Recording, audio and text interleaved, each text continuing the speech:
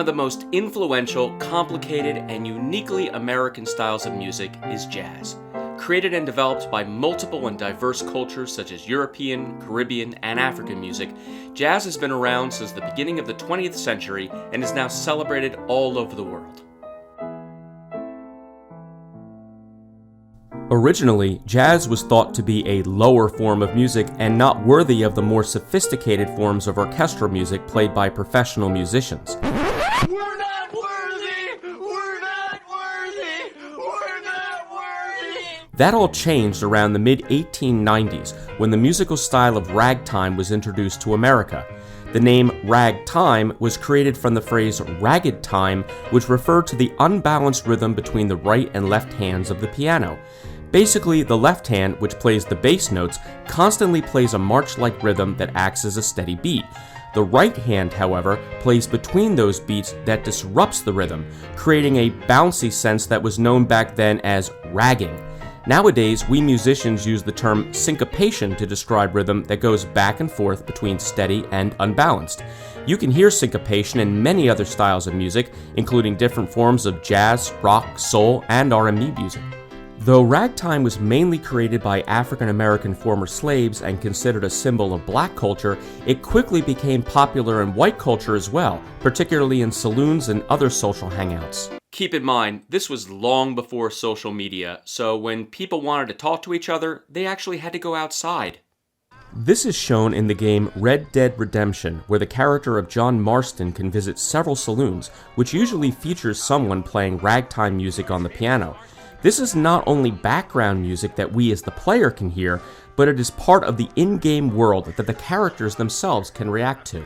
This is also true with the game BioShock Infinite, which is set in the fictional city of Columbia in 1912. Several of the musical tracks feature ragtime music, including songs such as Solace, The Easy Winners, The Strenuous Life, and Sunflower Slow Drag.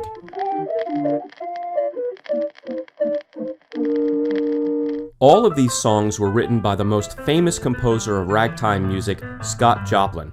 Joplin was born in Texas around 1868 and was completely self-taught. During his life, he wrote over 100 ragtime pieces, including The Entertainer, you know, the one you hear on the ice cream truck, and Maple Leaf Rag.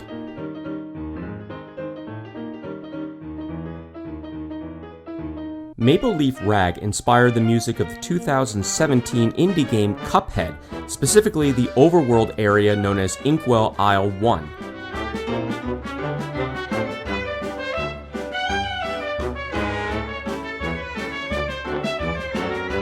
You can also hear ragtime music in the stage Funfair Fever, which looks like a carnival from the early 20th century.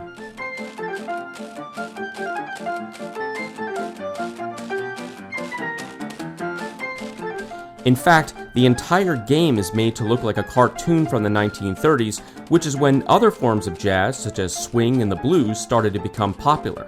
If you're interested in how Cuphead's music uses jazz, please check out that video on my channel. Funny enough, the music of Funfair Fever sounds very close to the music of Super Mario World, which was written by Japanese composer Koji Kondo.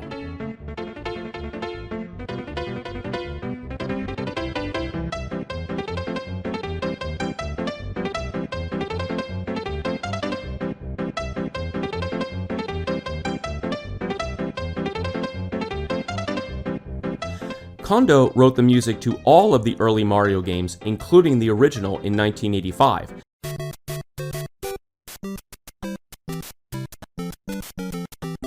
The first level's music is a perfect example of the ragtime style.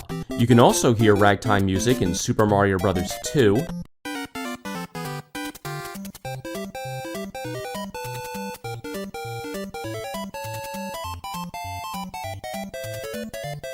and Super Mario Bros. 3.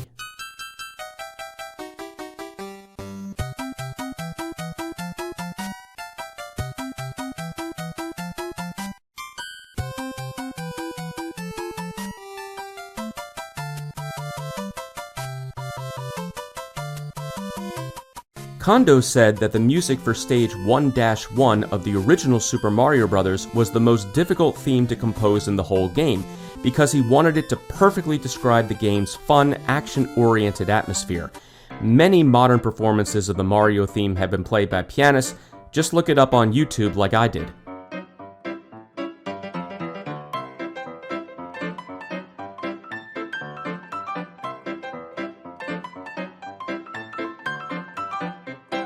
Though ragtime was probably the most popular music in America during the early decades of the 20th century, it started to fall out of fashion and was nearly completely forgotten around 1920.